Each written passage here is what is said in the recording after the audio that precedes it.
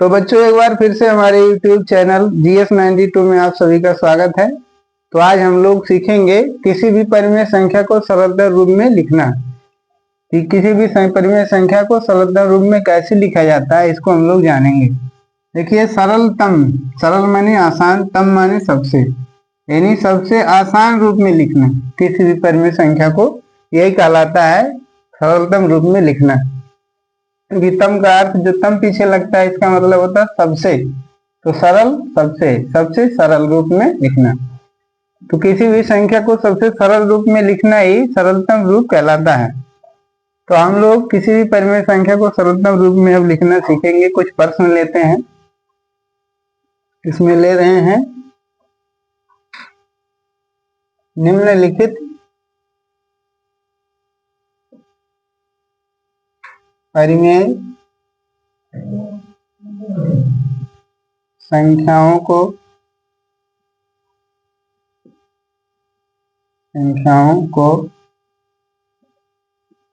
सरलतम रूप में लिखना। सरलतम रूप में लिखिए, इस तरह से प्रश्न दिया रहता है। निम्नलिखित परिमेय संख्याओं को सरलतम रूप में लिखिए। तो हम डैश का निशान लगाएंगे, फिर इसमें प्रश्न लेंगे, प्रश्न में कुछ संख्याओं को लेंगे। इसमें हम लोग पहले प्रश्न में लेते हैं 4/6। तो 4/6 को हम सरल करने के लिए क्या करेंगे, सबसे पहले हल लिखेंगे।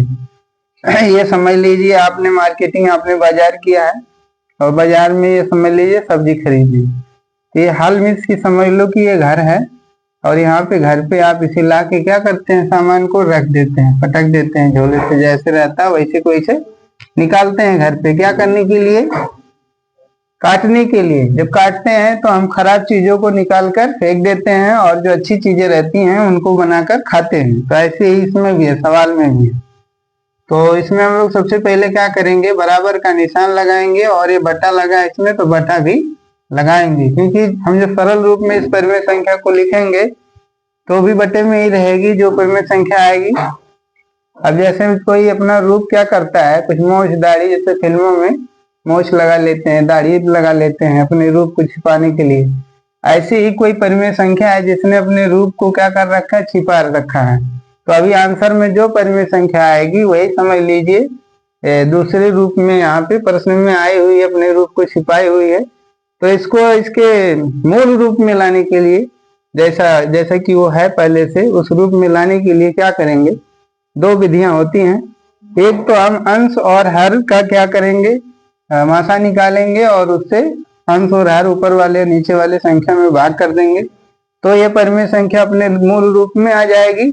और दूसरा तरीका है कि दोनों संख्याओं का, यानी ये जो अंश में संख्या दी हुई है और ये जो हर में दी हुई, इनका हम अभाज्य गुणनखंड कर दें और समान गुणनखंड जो मिले उन्हें काट दें और बचे हुए गुणनखंडों का हम गुणा कर दें, तो जो संख्या फिर आ जाएगी परिमेय संख्या, वही सरलतम रूप कहलाएगा उसका। तो देखते हैं एक विधि में पहले। तो सबसे पहले हम लोग ये जो संख्याएं दी हुई हैं इन दोनों का हम निकाल लेंगे, मासा निकाल लेंगे। तो मासा हमने पहले भी बताया है पूर्वक विधि से। तो 4 के या तो भाग विधि से कर लेते हैं। 4 छोटी संख्या है और जो हर में बड़ी संख्या दी है 6 ये बड़ी संख्या है। छोटी से बड़ी में भाग दे देंगे, 4 का नाम 4, इसके बाद 2 बचा, फिर 2 से भाग करेंगे, किसमें करेंगे, इस 4 में करेंगे। तो 2 दूना 4, इसके बाद यहाँ बचा 0। तो अंतिम भाजक यानी 2 ही हमारा क्या होगा, मासा होगा। किसका किसका, अंश और हर का, अर्थात 4 और 6 का। तो 4/6 पहले से हमें दिया हुआ है, भाग का यहाँ पे निशान लगाएंगे और भाग किससे देंगे, इसी मासा से ही भाग देंगे, अर्थात 2 से। यहाँ पे भी दोनों जगहों पे 2 से मासा भाग देंगे। तो 4/2 का मतलब यहाँ पे बच्चे कंफ्यूज हो जाते हैं। ज्यादातर ये सोचते हैं जो छोटी संख्या उसी से बड़ी देना, लेकिन कभी कभी उल्टा रहता है। तो आगे जो संख्या वो हमारी भाज्य है और पीछे यहाँ जो है ये भाजक है। तो 2 दूना 4, यहाँ से हमें भागफल प्राप्त हुआ 2। तो हम लोग अगला लाइन जो बराबर और बट्टा बनाएंगे, बट्टा के ऊपर 2 लिखेंगे, क्योंकि 4 में 2 से हमने यहाँ भाग दिया रफ्तार में, तो 2 आया भागफल, तो ऊपर 2 लिख देंगे।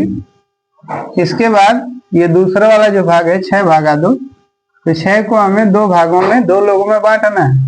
मान लीजिए कोई सामान 6 है और 2 चोरों ने मिलकर 6 रुपया चुरा लिया, तो एक एक चोर कितना गिना पाएंगे? 3 3, 2 3 6, 3 3 हिस्सा मिलेगा। तो यहाँ पे भागफल 3 आया, तो यहाँ पे फिर लिख देंगे 3। तो कहने का मतलब है कि 4/6 का जो मूल रूप है वो 2/3 है। इसने अपने रूप को क्या कर रखा था? छुपा रखा था। तो अपने मूल रूप में आ गई, तो 4/6 का सरलतम रूप, सबसे सरल रूप 2/3 होगा। यही हमारा आंसर होगा। अब हम लोग दूसरी विधि देख लेते हैं कि इसी प्रश्न को हम दूसरी विधि से भी कर सकते थे। तो सेकंड मेथड देख लेंगे। तो सेकंड मेथड में हम लोग देखेंगे, सेकंड मेथड मीन्स ये द्वितीय विधि। द्वितीय विधि दूसरे तरीके से इसको हम लोग आंसर लाएंगे, इसको सरल करेंगे 4/6 को। तो 4/6 सबसे पहले हम लोग लिख लेंगे। इसके बाद अगला लाइन में बराबर बट्टा बनाएंगे, और जो अंश और हर में जो संख्याएं दी हुई हैं, ये 4 है, एक जगह पे 4 का भाज्य गुणनखंड करेंगे, और एक जगह पे हम लोग ये 6 का भाज्य गुणनखंड करेंगे। तो 4 का भाज्य 2 दूनी 4, 2 एका नम 2, 2 3 6, 3 एका नम 3।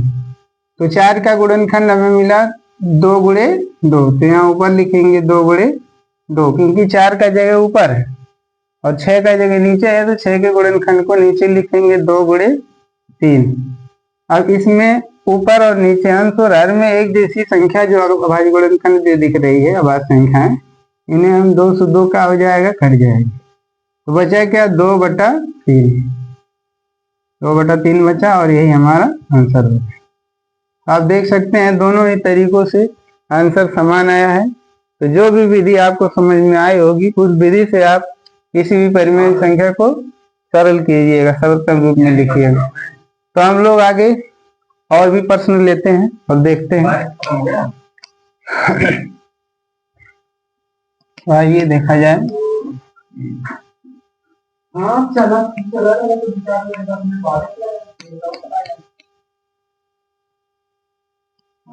तो दूसरा प्रश्न हम लोग लेंगे। दूसरे प्रश्न में हम लोग ले लेते हैं 12/24। तो 12/24, तो फिर से हम लोग बता रहे हैं कि ऊपर वाली जो संख्या है इसको अंश कहते हैं, नीचे वाली संख्या को हर कहते हैं। तो सबसे पहले हम लोग अंश और हर का क्या निकालेंगे? आशा निकालेंगे भागवीर से।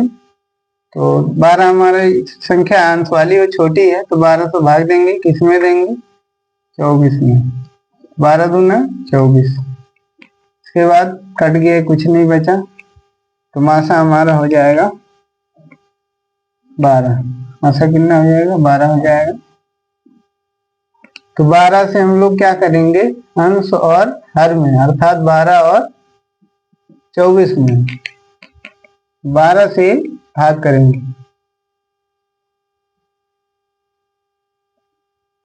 तो 12 से 12 में इधर हम भाग करते हैं, 12 भागा 12, तो 1 आ जाएगा, 12 का नंबर 12। अब 12 चोर है, 12 रुपये चुराए हैं, तो 1 1 पा जाएंगे, यहाँ ऊपर 1 आ गया। इसके बाद फिर हम 24 में भाग करेंगे। 24 हमारा भाज्य है, जिसका पहाड़ा पढ़ना है वो 12 है, तो जो भाग के बाद में रहता है उसी पहाड़ा पढ़ना है, इसे याद रखना चाहिए। 12 दूनी 24। इसके बाद भागफल आ गया हमारा 2, तो इसका सरलतम रूप 12/24 का 1/2 होगा। यानी 1/2 ने अपने रूप को छिपाने के लिए घोड़े में किसी का सहारा ले ली थी, किसी में क्या हुई थी? ज्वाइंट हो गई थी, तो इस तरह से इसका रूप जो है वो चेंज हो गया था। तो इसको हमने मूल रूप में लाया, भाग देकर, काट कर, छांट कर। इसके बाद हम दूसरी विधि से इसको देखेंगे। सेकंड विधि जो दूसरी विधि है, दूसरा तरीका। तो सबसे इस विधि में क्या करते हैं, जो दोनों संख्याएं हमें दी हुई हैं, एक अंश है, अंश वाली ऊपर वाली संख्या 12 और ये 24 जो हर में दी हुई संख्या है, इसको यहाँ पे ले जाएंगे अभाज्य गुणनखंड करने के लिए। 2 छक 12, 2 3 6, 3 1 9 3। के बाद 24 को देखेंगे, 2 बरेंगे 24, 2 छक 12, 2 3 6, 3 1 9 3। अब क्या करेंगे, 12 की जगह पे 12 का अभाज्य गुणनखंड लिख देंगे, 2 गुणे 2 गुणे 3, और 24 का 2 गुणे 2 गुणे 2 गुणे 3। यहाँ से आप देख सकते हैं, इन्हीं को हमने यहाँ पे लिखा है और इन तीनों को यहाँ पे हमने लिखा है 12 के अभाज्य गुणनखंड की जगह। तो अब हम क्या करेंगे, काटने वाला काम करेंगे। जो जो अभाज्य संख्या एक जैसी है ऊपर नीचे से, 2 2 है, ये 2 से 2 कट जाएगा, ये 2 से ये 2 कट जाएगी। अब जो बची हैं इनका हम लोग क्या करेंगे, 3 से 3 कट जाएंगे। तो 2 से 2 कटा, 2 से 2 कटा, 3 से 3 कटा, नीचे बचा है 2। बहुत से बच्चे यहाँ गलती करते हैं, सिर्फ 2 बचता है, 2 ही लिख देते हैं और बटा बटा नहीं बनाते। तो ऊपर से ऐसा नहीं है कि कुछ नहीं बचा है, जब सब चीज सब साथ छोड़ देते हैं, तो ईश्वर साथ नहीं छोड़ते हैं, ईश्वर एक ही होते हैं। तो सबसे जो सबके गुणे में छिपी हुई जो संख्या होती है वो एक होती है। जैसे ईश्वर कण कण में बसे हुए होते हैं और ईश्वर एक होते हैं, ऐसे ही गुणे में एक ऐसी संख्या है जिससे कहीं भी गुणा कर दीजिए कोई फर्क नहीं पड़ता। तो सब कुछ कट जाने के बाद कौन बचता है, एक बचता है। सब लोग मर जाएं तो भी ईश्वर बचेंगे, वो अकेले हैं, एक हैं, उन्हीं का रूप अनेक है। तो इस तरह से ऊपर से 1 बचा और नीचे से 2 बचा, 1/2 ही हमारे यहाँ पे आंसर है। इस तरह से भी आ गए। इसके बाद हम लोग एक प्रश्न और लेंगे और फिर हम लोग कर्मीय संख्या को सरलतम रूप में लिखना पूरी तरह से सीख जाएंगे, ऐसी मुझे उम्मीद है, आशा है, विश्वास है। उसके बाद हम वीडियो को खत्म करेंगे।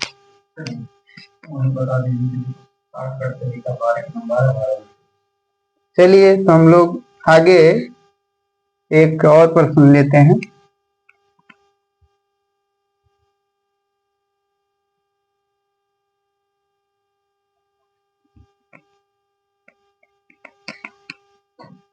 इस प्रश्न में, तीसरे प्रश्न में हम लोग लेंगे 36/40। चलिए 36/40 को हम सरल करें। तो यहाँ पे हम लोग 36 जो है अंश है और 40 जो है हर है। तो अंश और हर में सबसे छोटी संख्या अंश वाली 36, 36 को भाजक बनाएंगे, बड़ी संख्या 40 इसको बनाएंगे भाज्य, जिसमें भाग देना। तो एक बार भाग जाएगा, मासा ज्ञात करने के लिए कर रहे हैं। 36 से करना, 36 4 बचा। उसके बाद 4 को भाजक बनाएंगे, तो भाज्य हो जाएगी हमारी जो पहले भाजक थी, अर्थात 36, 4 9 36। तो हमारा मासा जो है वो क्या, कितना आ गया, अंतिम भाजक ही मासा कहलाता है, अर्थात ये 4। इसीलिए मैंने इस पे टिक का निशान लगाया कि यही हमारा सही मासा है, अर्थात 4 है। तो हम यहाँ से जो भाग देते हैं उसको हम शॉर्टली तरीके से, जो मासा 4 आया है, ये 4 के पहाड़े, मासा 4 आने का मतलब कि 4 के पहाड़े में दोनों संख्या आएंगी। तो हम इसको यहीं से भाग दे सकते हैं डायरेक्टली, जैसा लोग काटते हैं उस तरह से हम बता रहे हैं। 4 9 36, 4 दाएं 40। तो इस तरह से आ गया 9/10। ये भी एक तरीका है, शॉर्ट तरीका है। तो हमें उम्मीद है यह भी तरीका समझ में आया होगा। इसके बाद हम लोग द्वितीय विधि जो है, दूसरा तरीका जो है, उस तरीके से देखेंगे। 36/40 को सरलतम रूप में लिखना। तो 36 के क्या कर देंगे, प्राइम फैक्टर अभाज्य गुणनखंड। 40 का भी प्राइम फैक्टर अभाज्य गुणनखंड करेंगे।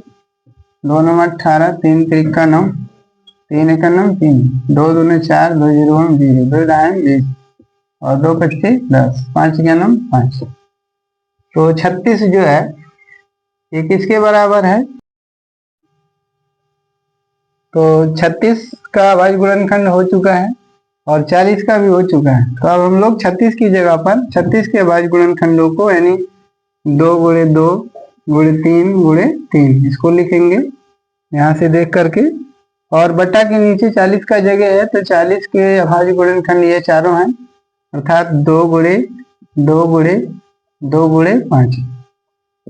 तो यहाँ पे जो ऊपर नीचे जो संख्या है अभाज्य गुणनखंड में जो लिखी हुई हैं एक जैसी जो है आपस में क्या हो जाएंगे, कट जाएंगे। ये 2 से 2 कट जाएगा, सेम सेम है। ये 2 से ये 2 कट जाएगा, उसके बाद और कुछ भी नहीं कटेगा। तो 3 गुणे 3 का मतलब होता है 9 और 2 गुणे 5 का मतलब 10। तो ये हमारा हो गया आंसर। अब देख सकते हैं दोनों ही तरीकों से हमारा आंसर सेम आया, समान आया। तो हमें ऐसी उम्मीद है, आशा है कि परिमेय संख्याओं को सरलतम रूप में लिखना आप सीख गए होंगे। यदि हमारा वीडियो आपको अच्छा लगा होगा तो लाइक करिए, सब्सक्राइब करिए और अपने दोस्तों के साथ भी शेयर करिए। धन्यवाद।